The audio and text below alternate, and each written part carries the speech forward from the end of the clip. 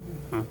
नमस्कार भावांनो, माझ्या यूट्यूब चॅनलवर तुमचं स्वागत आहे. मी आज तुम्हाला बटाट्याची आमटी कशी करायची साधी सगळ्या सोपी भाषेत सांगणार आहे.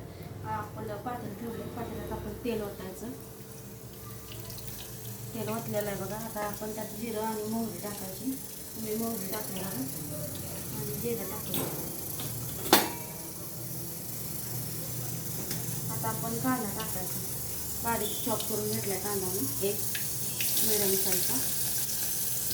आणि इथं बटाटे मी लहान लहान 3 घेतले बघा, असे बारीक बारीक चिरून थोडं. आपण आता कांदा भाजला की बटाटे टाकायचे.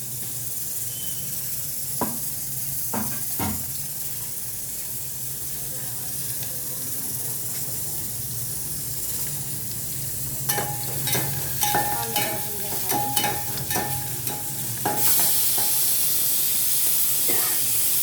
कुकर लावला टाकायला. आज मांडरामध्ये जरा खिचडी करा.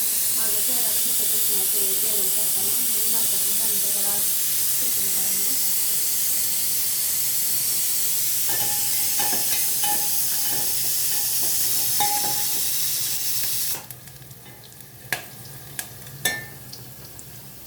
कांदा भाज झाला की आपण बटाटे टाकायचं.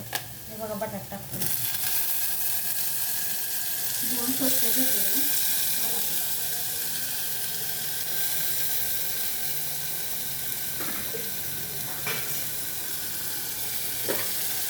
आता आपण घालायचं.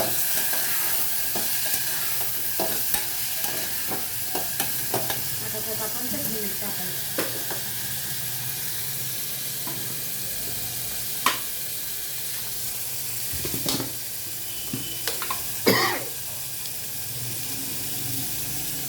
तुमच्या तिखटानुसार तुम्ही टाका. आणि रोज एकच चमचा चटणी टाकतो.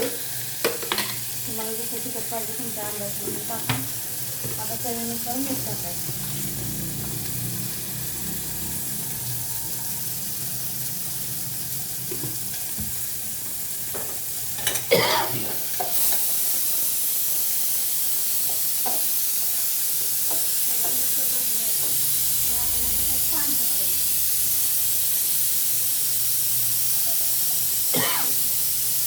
तुम्हाला किती आमटी किंवा रस्सा पाहिजे त्याप्रमाणे तुम्ही पाणी वापरा. मी बरोबर एक तांबे पाणी वापरायला. आता आपण त्यात डाळ भाजू. त्यात मुगाची डाळ घालायची. खायला बी पचायला बी चांगली आणि शिजायला बी लवकर शिजते पटकन.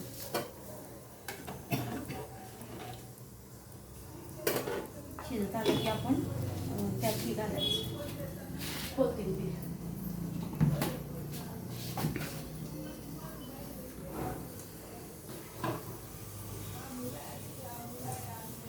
आता आपण शेंगदाण्याचं कूट घालायचं.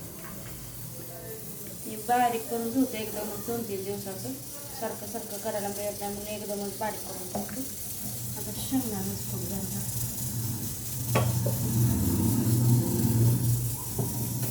आता शिजत आली का नाही आपण त्याच्यात कोथिंबीर घालायची.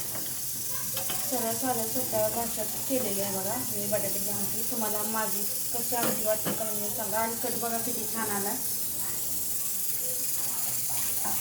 व्हिडिओ आवडल्यास लाईक करा, कमेंट करा, फॉलो करा, शेअर करा.